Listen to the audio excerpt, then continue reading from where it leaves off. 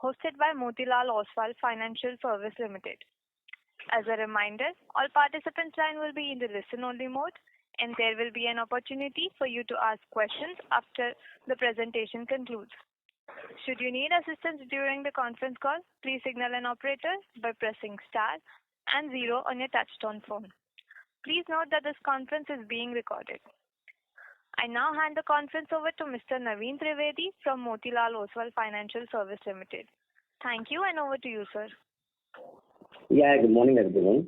On behalf of Motilal Oswal, I'm Naveen Trivedi. Would like to welcome you all to the Restaurant Brand Asia's Q2FY25 earnings conference call. From the management today, we have Mr. Rajiv Varman, Whole-time Director and Group CEO, Mr. Sumit Javeri, Group CFO and Chief Business Officer, Mr. Sandeep Dey, Brand President, Indonesia, Mr. Kapil Grover, Group CMO, and Mr. Gaurav Ajan, Head of Strategy and IR. I would now hand over the call to the management for the opening remarks. Over to you, sir. Thank you, Naveen. Good morning, everyone, and happy Diwali to everyone. Today is Dhanteras, so happy Dhanteras, and then happy Diwali. Also joining the call today is Cicely Thomas, who's leading the business here in India. Sandeep, who's leading the Indonesia business as well, is on the call. And yes, Sumit Javeri and Gaurav and Kapil are, as every call they're going to continue to be on the call. See, a couple of things. First, I just want to kick off, and then I'll hand it over to Sumit to kind of carry you through the numbers and so forth. See, we know the environment has been tough in India, and the traffic numbers have been kind of subdued and so forth. We have seen SSSG coming in negative in the industry. We had been delivering positive same-store sales for the last, I would say, 8-9 quarters. And this is the first time we will be having a negative report on SSSG. But, we are steadfast on our progress, and I will talk more about that. So today, if you look at what our plan for India is. So our plan for India was first to make sure that we continue to increase dine-in traffic. Is that happening? We shared this with you last time. Dine-in traffic continues to improve, continues to increase. Every single month we see the dine-in traffic continue to increase. So we want to get more and more customers into our restaurants, and we are, very successful in doing that. And that continues in this quarter and into this current quarter. The second objective that I shared with you was to make sure that the delivery business was getting more and more profitable.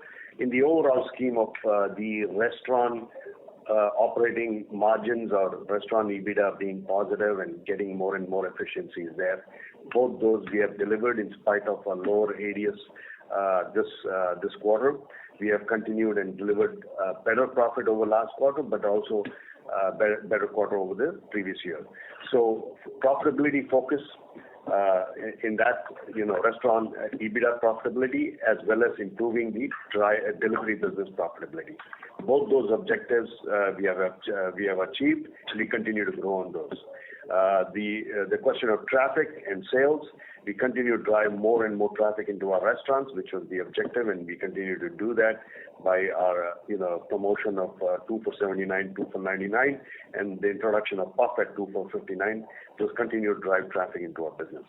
The third pillar was digital, and Cicely and Kapil will talk more about the digital transformation where we are in terms of our numbers. But our objective is to take our entire portfolio of restaurants and make them the restaurants of tomorrow, which I think we have successfully done over 60% right now, and we should probably get close to 100% by the end of this fiscal year. That digital transformation is across the counter with our guests, the experience of our guests, as well as digital transformation within our kitchen for our employees. So that we continue. We continue our dine-in traffic. We continue our digital, ambition. We continue to focus on profitability, both at the restaurant level EBITDA as well as improving our delivery profitability. So that's basically the prong approach to India business. We continue to move on that. We are on plan.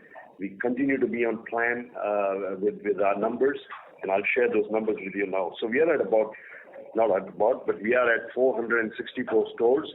That's 8 stores that quarter over quarter. And this is 60 restaurants more this year versus the same quarter last year. Okay? INR 492 crores in sales, which is 0.3 up quarter over quarter and 8.5% over last year, same quarter. ADS INR 118, this is where I told you the SSSG was -3, which was +3 the previous quarter, which, has come down to -3, but predominantly because of our focus on making delivery profitable. We have taken some pricing there, and we are okay with, some of the traffic falling there, but the profitability is improving and increasing in our delivery business. Gross margin 67.5, which is 0.7 better over last year same quarter, and about flat quarter over quarter. INR EBITDA restaurant level pre-Ind AS 116 was 19.8%. Let me repeat that, 19.8% higher than quarter over quarter. This is a fantastic job that the entire team has done over here to deliver 19.8% better profitability over the last quarter, 7.6% over year over year over last quarter. So restaurants are becoming more and more profitable. In spite of the tight environment in sales, we continue to improve our restaurant level profitability. We continue to drive more traffic into our restaurant dine-in. And finally, company level EBITDA. Again, I'm going to say this number, 39.4% higher than the previous quarter. 39.4. It's at 24.4 crores, and it is literally 0.6% higher year over year. So well done to the operations team in India. Cicely Thomas will talk more about this. She heads the business here. So well done, Cicely, and the entire team. Now, just going over to Indonesia, just to kind of, reiterate what we're doing in Indonesia. Sandeep is here on the call. So again, as we understand, in Indonesia, we had this geopolitical climate, which is, we kind of keep hoping that it will go away. It still prevails over it. There's also some pressures over there from the macro numbers. The economy is slightly challenged over there, and we have not seen a reversal in traffic, negative traffic in this last quarter. We are hoping to see some reversal, but we did not see that. So at same 149 stores Burger King, 25 stores Popeyes.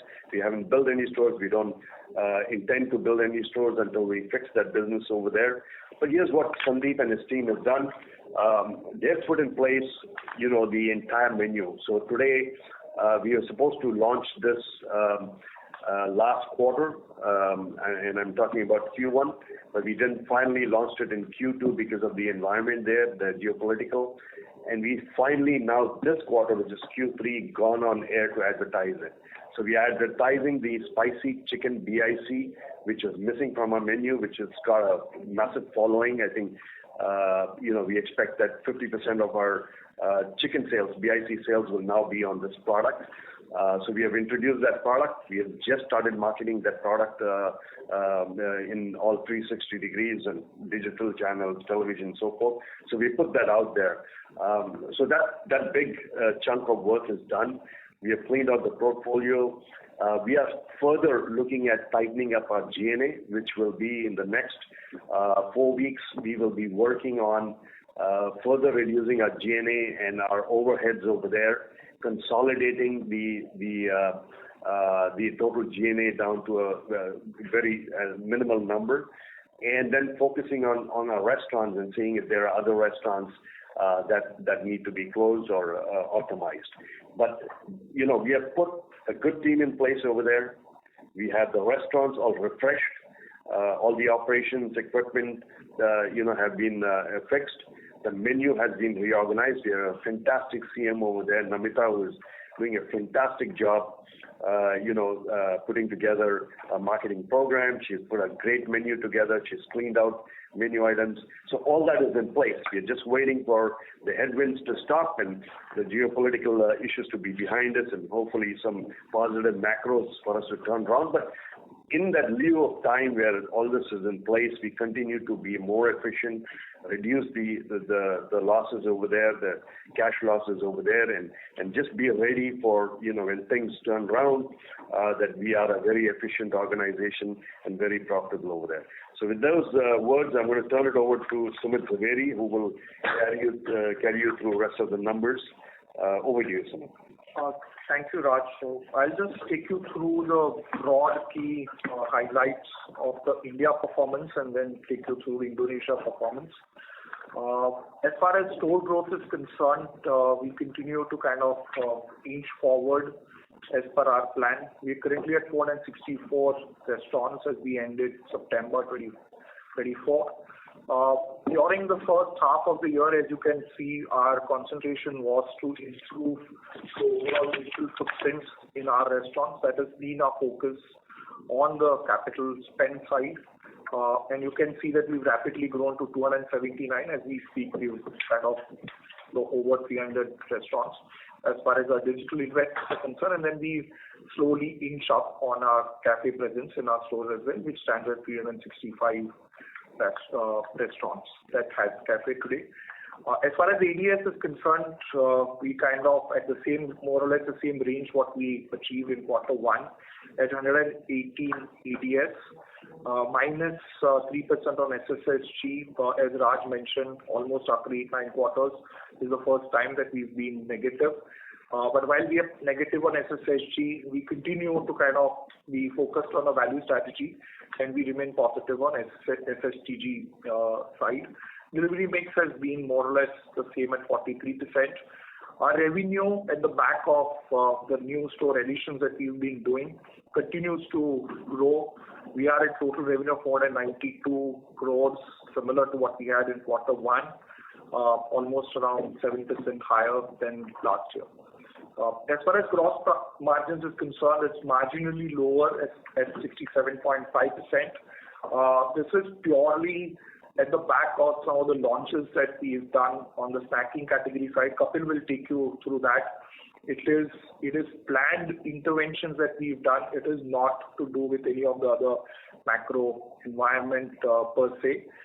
We've done substantial launches, and we wanted to make sure that the launch being successful, we've really gone aggressive with the trial pricing of the launch. As we now slowly relook at the pricing thereafter, we should see the reversal on the gross margin side to come back. As far as restaurant EBITDA is concerned, a healthy pre-index number of 552 crores, 10.6% for the quarter.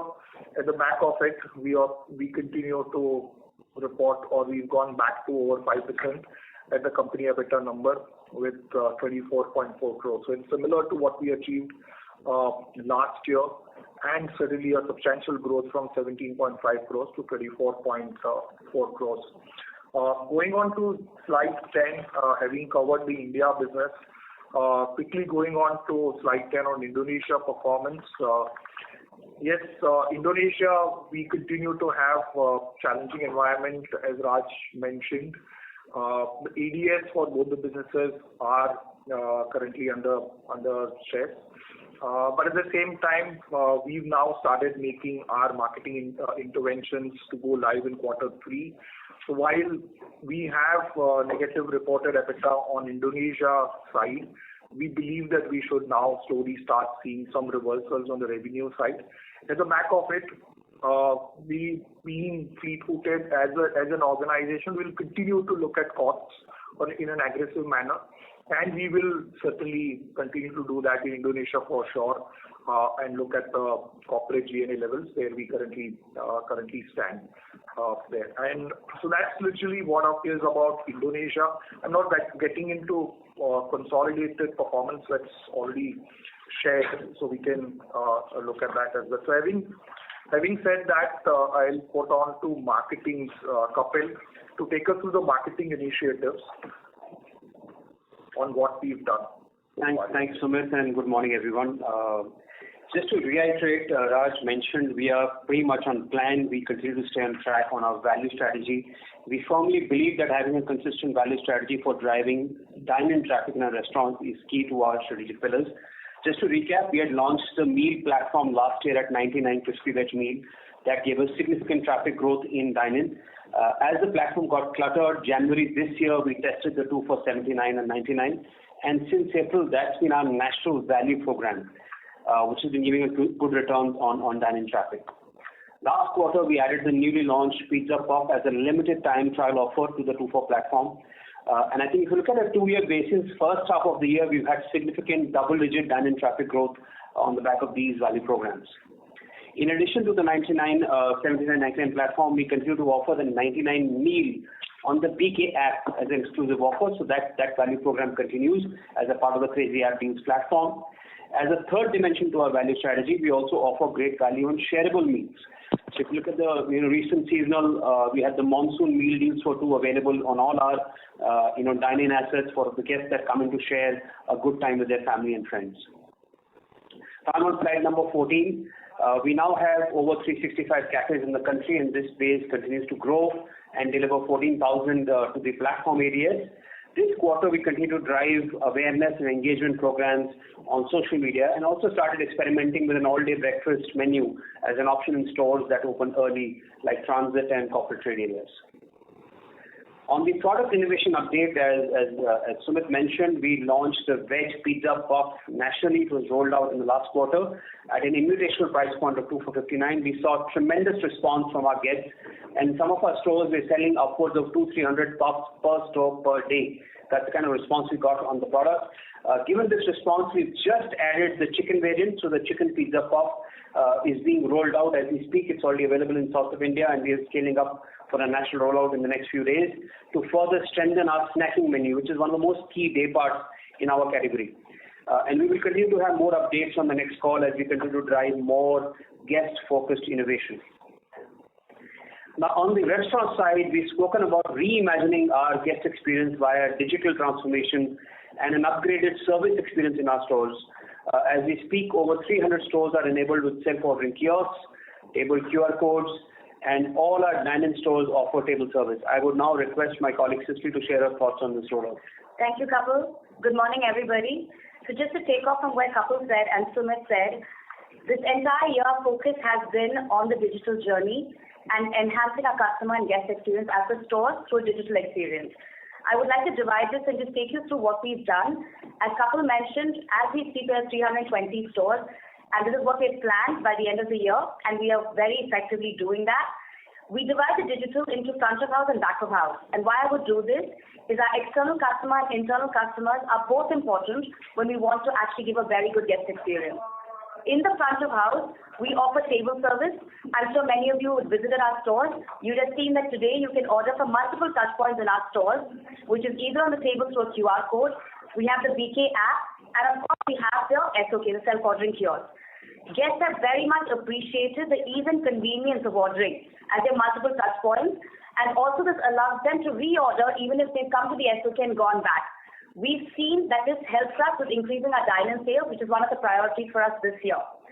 In the mall, what is interesting is the BK app is now acting as a queue buster. This is helping us increase the throughput and a number of transactions, especially during peak hours. Now, this is also important that we look after our internal customers. We have actually launched at the back of house something called the dynamic service system. What this does is that it actually improves efficiency of labor and through that even operational efficiency. Our crew is finding it very easy to operate the new system, and this helps us with expediting our orders much quicker and with much more accuracy. The last bit on Team's journey, which we've just done and which we're very proud of, is that we're automating our drive-thru stores. We are in the process of this digital journey. Today we have about 4 of our stores in the DC, which are through voice ordering system. We have actually enhanced the menu, the ordering process. We've spoken to customers, and today we see that the speed of service, along with labor efficiency and operational efficiency, has drastically improved our drive-thrus. I hope that all of you get a chance to experience this when you visit the many drive-thrus that we are opening. Thank you. Over to you, Kapil. Thanks, Sis. Now I'm on slide number 17. We've been building BK app and laying the foundation of the CRM scale-up in the future. Our acquisitions continue to grow at a very healthy pace, with the app installs growing by 33% over last year's same quarter, and a 2.3 times growth in our app user base. This is primarily driven by a strong in-store execution of exclusive dine-in deals available only on BK app. Last but not the least, we continue to be one of the most engaging brands on social media, with our focus on youthful, authentic conversations with our fans. The one I particularly loved was one on the Independence Day about different tastes, flavors, perspectives, but all blended in one India. That's all from my side. I will now hand over to Sandeep to share the Indonesia business update. Thank you, Kapil, and a very good morning to all of you. You heard from both Raj as well as Sumit that the geopolitical headwinds continue to impact our sales. So let me give you a little bit more insights to the overall macro environment here. The overall economy has kind of slowed down. Since May 2024, Indonesia has actually recorded 5 consecutive months of deflation. The middle class population shrunk by approximately 9 million, and unemployment increased significantly due to 21% increase in layoffs versus H1 of last year. Even FMCG sector is experiencing softness in demand. In fact, a top FMCG conglomerate has reported high double-digit drop in revenue and over 50% drop in their net profit. As far as QSR industry is concerned, other than the slowdown in consumption, global brands continue to experience the impacts due to the geopolitical turbulence, and leading to significant drop in revenues and profits. Now, our business actually started to get much better towards the festive month of April this year. And by third week of May, we kind of crossed the pre-boycott level sales. But unfortunately, last week of May is when the second crisis hit us, and the dining business actually experienced a sharp decline. As a result of which, our Q2 ADS dropped by 11% year-on-year, led by 22% drop in dining sales.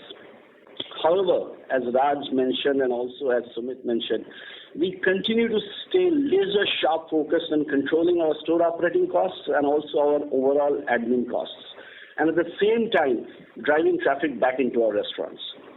Now, I've spoken about this during our last few calls that this is a very strong fried chicken market, and building a relevance and credibility of our chicken menu is one of the most important strategic pillars for our business. So we had 2 kinds of fried chicken products in our menu, the crispy and the dunked saucy version of the spicy. However, we also understand that there's a massive demand for a non-saucy breaded spicy version. So we developed that product and also test marketed for almost a couple of months. We were quite encouraged by the test results, and based on its success, we launched this product across the country with a very strong aggressive offer price of 17,000 for a piece of chicken and rice, which is almost like 40% discounted. And we also rolled out a comprehensive 360-degree integrated media plan to support this launch. After a gap of almost 16 months, we have gone on TV and also have a robust digital plan in place, including YouTube, including TikTok, programmatic, and so on and so forth. And not just TV and digital, we also have a 360-degree branding like mall branding, in-store branding, outdoor branding, and also a bunch of engagement activities like sampling and product reviews with KOLs, crew incentive programs, and so on and so forth. We are also extending this offer across all channels, be it dining, be it delivery, be it drive-thru, be it apps, be it coupons. Now, we launched this campaign just about a week back, and we are quite hopeful to see some positive momentum in sales. And moving on to the next slide, which is Popeyes. Now, it's a new brand, small brand, and we just have 25 stores. But the priority for this brand continues to be building awareness and continues to be generating trials. So it's a culinary brand, and our ambition is to build this brand into a chicken destination. We have massive variety in chicken offerings to address different consumption occasions. In fact, we are the only QSR having chicken in both fried as well as grilled formats. Grilled chicken is our unique differentiator, and we have strengthened that portfolio by adding more varieties like grilled wings, like grilled sandwiches to our overall signature grill collections. We are also launching a breaded spicy fried chicken variant by next month. And with that addition to our menu, we will undisputedly be the only brand offering such a wide range of chicken in the QSR space. So the most important task at hand for this brand is to build awareness and generate trials. 100% of our stores have self-ordering kiosks, and more than 90% of the dining business happens through those kiosks. We have also launched our app and rapidly scaling up downloads. So in the next couple of weeks' time, we are launching a very strong coupon strategy, both digital through our apps, through our kiosks, as well as physical to drive trials and drive repeat frequency. And last but not the least, we will continue to be absolutely maniacal about providing elevated guest experience through table service and every other aspects of guest touchpoints. So that is from my side about the Indonesia business. And now I hand it over to Gaurav to share the overall outlook for the business. Yeah. Thank you, Sandeep. Before Gaurav takes over, this is Raj here again. I just want to summarize before we give you, our way forward slide. Look, the India business is very strong. It continues to be extremely strong in this environment. It seems to be the only business in the QSR industry which continues to grow positively in profitability, right? So this is because of the immense amount of work that we have done in our planning over the last, 5-6 years in growing the brand profitably. So the business is strong. Traffic and dine-in continues to increase, and it's been increasing for a very long time now. And Kapil shared those numbers with you. Our delivery business continues to become more and more profitable. We are taking several steps, and you'll hear some of the steps in the next quarter when we share them with you. But we continue to make that business more and more profitable, and that's our aim there. And Cicely and her team are doing a fantastic job getting the digitalization done in India. So that's the strength of getting more customers in, getting transactions rapidly done there, providing all the convenience to our customers. So all these three efforts are on track. The India business is extremely strong. Indonesia headwinds are there, but in the view of this headwinds, we have taken the following step, as Sandeep articulated. Look, when economy is usually deflated or it's down, QSR actually thrives in countries like Indonesia and Malaysia and so forth. But due to this headwinds from geopolitical issues, we still kind of face that trauma over there in that business. I think with us having completed the menu, bought in the extra item in there, now positively going on 360 degrees advertising of this new product, and of course, a beautiful menu that he's put together. I think we are now looking at everything that we have done is in place, and we are now positively tightening up our belt on G&A and so forth, and we expect that this business will become profitable in the future. So thank you, Sandeep, and I'll turn it over to Gaurav to just kind of summarize the way forward. Thank you, everyone, and we'll take your questions after that. Over to you, Gaurav. Thanks, Raj. Good morning, everyone. I am on slide 24 titled The Way Forward. So as you know, at the end of the last financial year, we had 455 restaurants. Our plan remains to open 55 restaurants this year, giving us a total of 510 restaurants. At the end of last quarter, we had opened 9 restaurants, and of the remaining 46 locations have been identified, and most of these restaurants are already in construction. So overall, we remain on track with our restaurant growth plans. For gross profit, as you all know, for last year, our average stood at 67%. Last quarter, despite inflationary pressure, we achieved 67.5%, and our medium-term plan of achieving 69% by FY27 remains intact, and this would be on the back of pricing, especially on the delivery side that Raj spoke about, as well as some of the supply chain and distribution initiatives that we are taking. On Indonesia, last year we had broken even at a restaurant level. This quarter we've been hit by some of the geopolitical headwinds, but going forward, on the back of the launch of the new spicy chicken, the marketing plans as well as some cost containment measures, we are targeting to reach cash break-even at a country level. Thank you everyone for joining in. With that, I would request the moderator to please open up the floor for Q&A. Thank you. Thank you very much, sir. We will now begin the question and answer session. Anyone who wishes to ask a question may press star and 1 on their touchtone telephone. If you wish to remove yourself from the question queue, you may press star and 2. Participants are requested to use handsets while asking a question. Ladies and gentlemen, we will wait for a moment while the question queue assembles.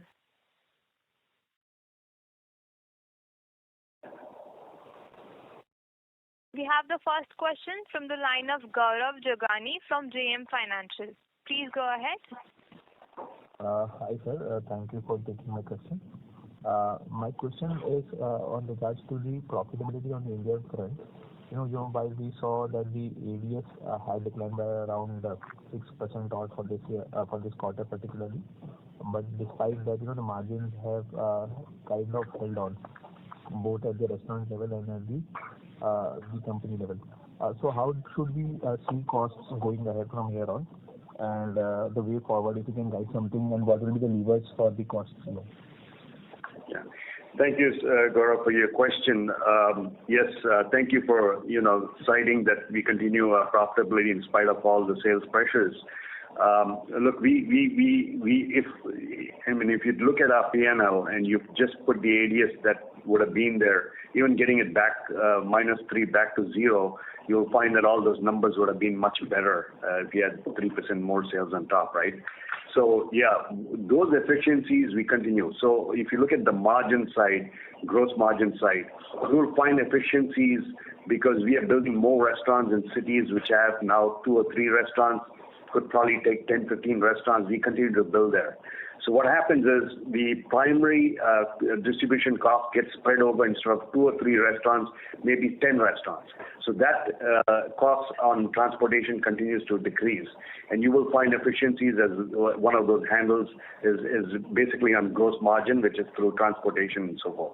Also, economies of buying. As we continue to increase the volumes, number of restaurants increase, what happens is we are able to bring in multiple vendors into our system, and then we are able to bring efficiencies to our P&Ls through better buying, right? Also, in the same respect, you find that the existing vendors are able to produce more at economies of scale, and that also is another handle that's available. See, the advantage Burger King or RBL has in India is it's the sole operator for the entire country, which means we can really plan and strategically put our distribution centers all across India to bring the best, transportation costs to our restaurants. So that's a big lever there. Second is, last time we spoke on utilities. We told you we were focusing highly on utilities. Our entire team was focused on utilities. We have taken several steps, putting in some technical, machines which wash the air before it comes in, reducing the temperature before it goes into the air conditioning systems. We have also, reduced the number of boilers, water boilers in our restaurant, so that, those heating temperatures are all coming from one central area. So that has brought efficiencies to our restaurant. We are also working on our equipment, and you will hear from us in the next 2 quarters on an efficient equipment that we will be rolling out, which will bring down utilities as well. So a lot of work, also, putting up all these blinders in restaurants with high sunlight and high glass. We have done a lot of things. It's a list of stuff. So the utility unit consumption, in spite of the fact that unit prices continues to go up, the unit consumption, we have continued to reduce it. So you will find that as a big lever as well. And then Cicely is also doing a fantastic job in managing the labor. As you know, with SOKs and digital, machines in our restaurant, there's optimization of total labor that is utilized and better convenience to our consumers and so forth. So all these are levers. And then, our delivery team is doing a fantastic job in making sure the efficiencies in delivery, whether it's taking pricing, whether it's, taking some increased costs on packaging, whether it's negotiating low prices on delivery, aggregators and so forth.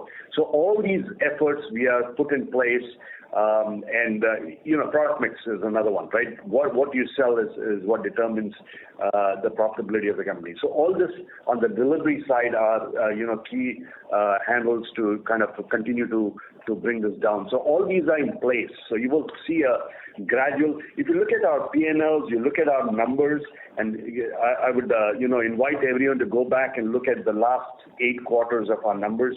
You'll find a strategically planned progress in our numbers. You will not find ups and downs. You will find a strategically planned progress, and that's due to just planning. Is how we are planning our distribution, how we are planning our utilities program, how we are planning our equipment, what Kapil is doing in planning our traffic in the restaurants, what Cicely is doing in bringing SOKs in. All this is in a planned way, we are moving it forward. So those, you might have a quarter here and there where you'll have some inflationary pressures, but the plan is in place, and you'll find all these key drivers that I just gave you continue to drive those costs lower and profitability higher. I hope that answers, Gaurav. It's a long answer, but I wanted to cover all the levers. Thank you very much, sir. I suppose the line for Mr. Gaurav has been disconnected from his side. We will take the next question, which is from the line of Ms. Shirish Pardeshi from Centrum Broking. Please go ahead. Hi, good morning. Good morning, Raj and Sumit. Thanks for the opportunity. Raj, you mentioned that the SSG is -3. If I look for 57% business is coming from dine-in. I think Kapil also mentioned that the puff intervention is also bringing double-digit traffic growth. Now, outcome of this is that SSG is declined -3 and ADS is flat. How we should think, and maybe if you can give me a little more depth, is the dine-in ADS is higher and SSG is positive and delivery ADS is coming down? So some more better understanding on these numbers. Yeah, fair question. So two things, right? One is, if you look at the dining traffic, it continues to grow. So our focus is on that, and we'll continue driving that. Now, how are we driving our dine-in, business? Is we are driving through value at this point, right? We have other levers, and Kapil has already put those in plan, and you'll see that in the future. But we are driving that through value. So there's a APC reduction when you're at 2 for 79, 2 for 99. You understand that. So that APC reduction, a traffic increase, continue to give us a positive momentum on the dine-in business. Now, delivery, we have taken some, serious decisions to make sure that this business continues to generate more profitable, right? And in spite of us, increasing some of the prices there, negotiating some of the deals over there, we have made this delivery business more profitable at a lower sales than it was at previous higher sales. So in spite of us dropping some of those delivery sales, we have actually improved our profitability EBITDA on it. And that's why you see that even at -3, we are delivering a higher profit this quarter again. And it's because of this lever that we're focusing on. I hope that clarifies a little more for you.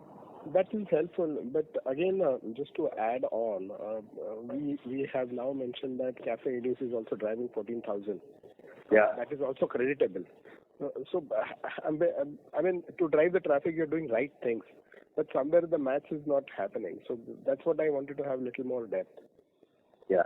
So in addition to, opening those cafes, you understand that we put 60 restaurants, new restaurants, that are well below the ADS. I mean, I don't want to throw an ADS number here because no one does that in the industry. But they run below ADS. They catch up in about, year and a half. They catch up with the average ADS. By year 2, they start becoming a full-fledged restaurant. So we added those 60 restaurants between the previous quarter and this quarter. And you find that is one of the levers that kind of, keeps the ADS where it is. That we add on these new restaurants would take about a year and a half to kind of ramp up to the average ADS. So they do bring the average down slightly. And apart from that, there is no other lever that I can share with you that you would like to put in your model. But I'll turn it over to Sumit if he has any other, and you can reach out to Gaurav, and if you're putting your model together, you can help kind of answer some of your questions in detail as you need them. Yeah. Sure. My second question to Sandeep, when you look back in Indonesia, I think there are two targets which you have mentioned, is to run the business profitably, and we want to be EBITDA positive. So just tell me path to profitability. Of course, the country will not recover very, very soon. I mean, this pains will continue to my sense, though I'm not political expert. But I think in the current scenario, if situation further doesn't deteriorate, how we are planning to get our path to profitability? Maybe Sandeep, before you take this, I'll just take this first, and then you can add if I'm missing anything. So, Sirish, as far as Indonesia path to profitability is covered, it is two-pronged. One is we had already taken a look at the portfolio. We're down to 149. We had taken corrections on the G&A side. We are going to look at that much more closely, and we'll have a harder look even before the business starts to recover on the revenue side. The third piece to this path to profitability, obviously, is to get the sales back to its to higher levels. We started to invest in the marketing from this quarter. We were earlier planning to start from quarter 2, but now we've just started from quarter 3, where we've gone live with our chicken promotion. So a combination of continue to push the brand on the revenue side and then having a very hard look at the G&A is what we are going to address over next 2 quarters as we speak in our path to the first level of cash break-even or profitability, and thereafter we will build onto it. But that's actually how we are going to focus on Indonesia over next coming 2 quarters there. And then, as the scenario changes, and we will keep looking at our strategy and way forward on Indonesia. Sorry, Sandeep, if you may want to add. I think you have rightly pointed out some of the key levers. Just other than that, I would add a couple of more points. So we are also, what we're trying to do is optimize the overall store operating cost, including the gross margin line, right? So Raj did speak about all the efficiency levers we are driving in improving the gross margin through procurement efficiencies. In fact, some of those we are also leveraging some of the India contracts and trying to get the buying price reduced for the Indonesia market as well. So that's also a leverage we are, enjoying. So some of the gross margin improvement levers are in play, and we will see some of those efficiencies coming in the times to come. At the same time, Naveen, who manages our operations, is doing a fantastic job in bringing the overall store controllable costs down. So quarter on quarter, we have optimized the labor cost, improved the productivity of labor. TPLH has significantly gone up, and that is also helping us actually reducing the break-even threshold at a store level at a significant manner. So these are the few levers which we will continue to work, other than, of course, optimizing the overhead at a GNA level significantly down to as a means to path to our profitability. That's very helpful.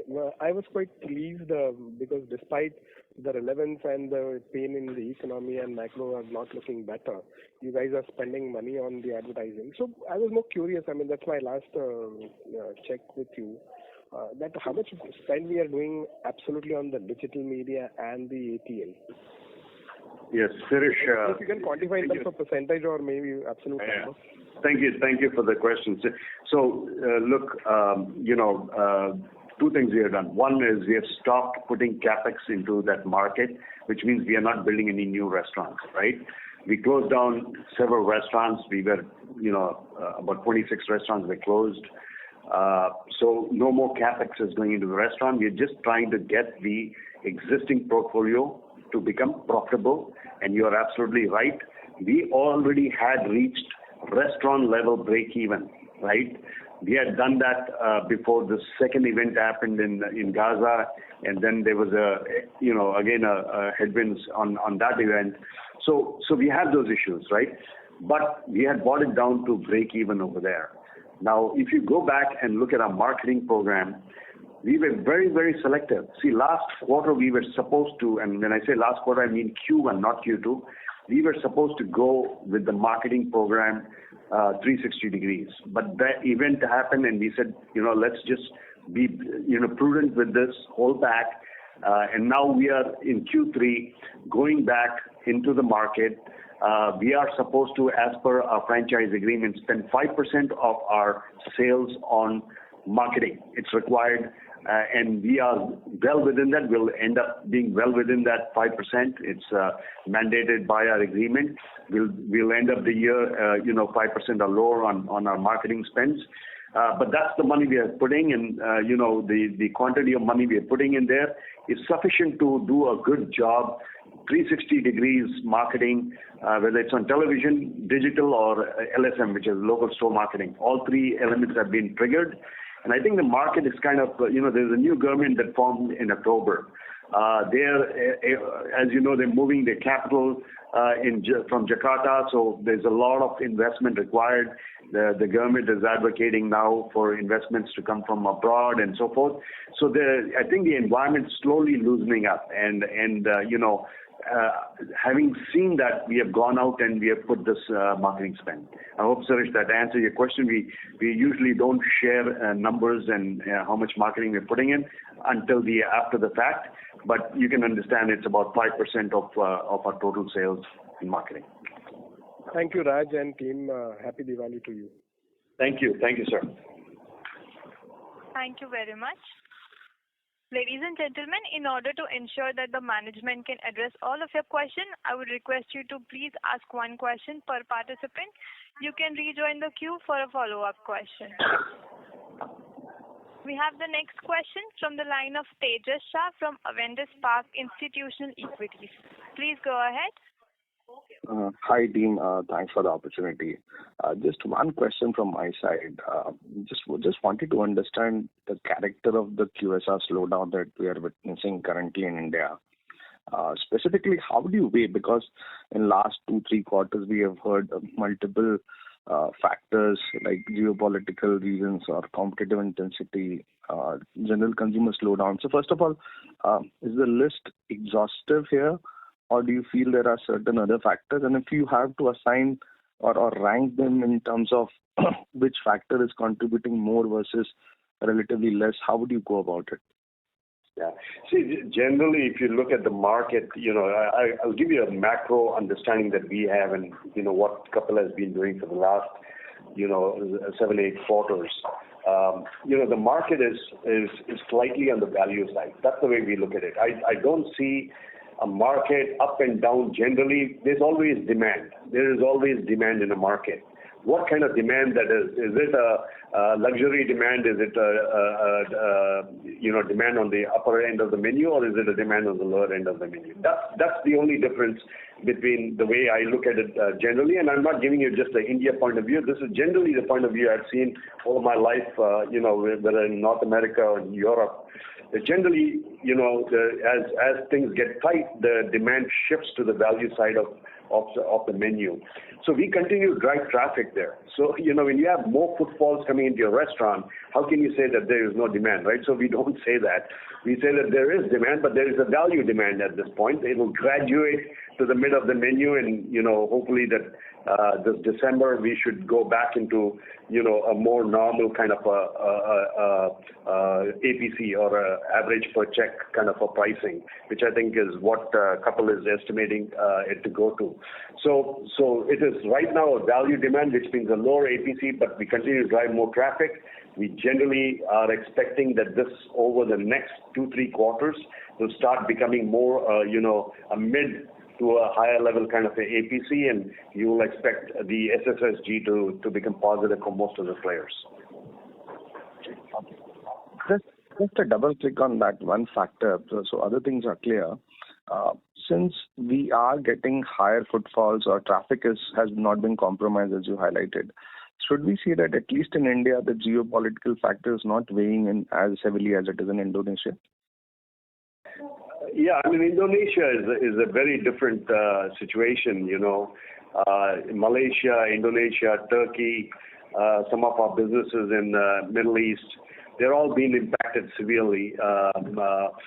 Here at Burger King, we have not seen, any kind of impact in our portfolio. In our portfolio, wherever it is, from geopolitical issues, we might have a miss on that. We may not fully understand that, but we personally don't see that as one of the events that is pushing. I think it's generally, demand has moved to the value side of the menu, and Kapil has been extremely prudent in keeping his marketing programs there, and hence you have seen a better performance in the last several quarters from RBAL.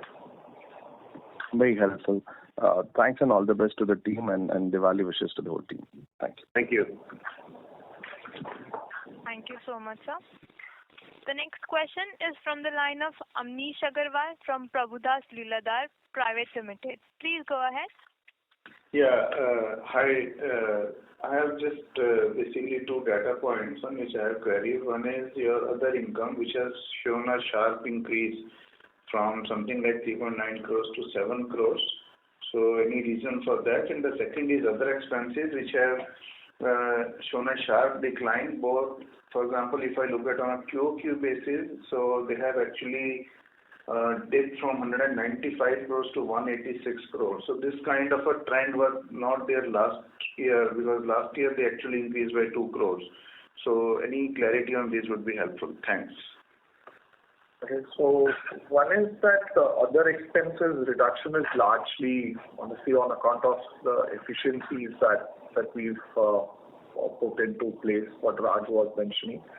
Other income is more from the perspective of some of the longer term contracts that we've negotiated with our vendors, plus income from surplus funds that we have. So it's a combination of both those that is there. But cost line reductions that we are seeing are all the efforts that Raj mentioned on the utility side, various other kind of initiatives that we've been constantly working on, is really the result why we are seeing the reduction in the cost lines there. And that part of the effort will continue, or whether it is on the GNA side or whether it is on the middle or the PNL side, we will continue to remain focused on those part of the initiatives there. There is no cut in ad spend, it means? Sorry? There is no cut in ad spend QOQ as a percentage of sales? That we've kind of mentioned. If you see slide 8, Amnish, there is a marketing expenditure which we kind of share. It's current in the current quarter it is 4%, which last quarter was around 5%. But on an average, we spend 5% on a full year basis. So if you really look at it from the perspective of ad spends on an annualized basis, we will always be at 5%. Okay, thanks a lot. Thank you so much. We have the next question from the line of Dhanil Desai from Total Capital. Please go ahead. Hi, good morning, guys. First of all, congratulations for a very decent performance in a very challenging environment, especially for India. So my first question is, when we, if we go back in time, when we acquired the Indonesia business, I think the idea was that it's one of the fourth most populous market. Growth is there. It will, achieve good growth, and there is decent room for, gross margin improvement, and the restaurant level economics is much better.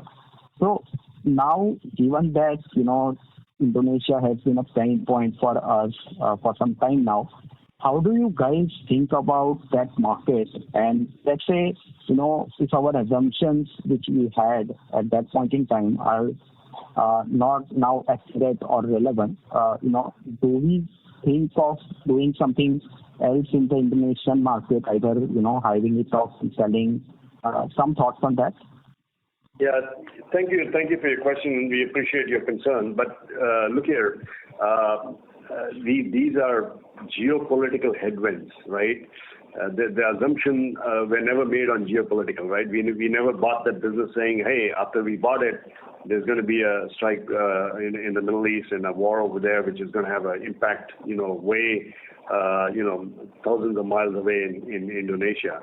See, this business in the heydays, this is pre-COVID, used to run a 15% plus kind of a EBITDA at the restaurant level. That's the business that was, right? Now, the damage that has been done to this business, and it's not just us, it's the entire industry. Sandeep kind of articulated what's happening with the other QSRs over there. KFC is actually a public company. You can Google and see the results as well. So this is more driven by geopolitical. It's as I call it, acute. It's not chronic, which means that it'll go away, and we will come back to basically good sales, and people will come back and embrace the business. We see that because when we go out and talk about value, we do see uptick in our delivery sales and takeouts. People are still like a little hesitant to be sitting in the restaurant to be seen sitting in a American brand kind of a restaurant there. But I think my sense is these are acute. They happen and they go away.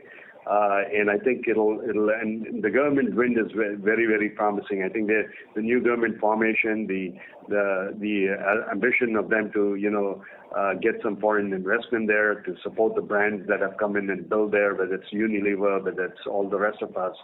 I think there's a lot of focus on that, and I think we will benefit from that. But it'll take a little time. We have to have patience. So while we need some time and we need to have that patience, we are not just sitting waiting for good things to happen, right? We fixed the menu, we put in this extra thing, we went out boldly and we started marketing this product. On the other hand, we are also taking the second 2.0, I would say, on G&A, and you will find very pleasing numbers towards Q4 on all the steps we are taking on our G&A forefront. We're going to make this a very efficient business, right? We're going to make sure that this business becomes extremely efficient, and our ambition is to get back to the 15 plus kind of gross margin, the margin, restaurant level margin that it used to enjoy. And it's doable because now the things are in place and we have got a good team over there, a good leader like Sandeep running it.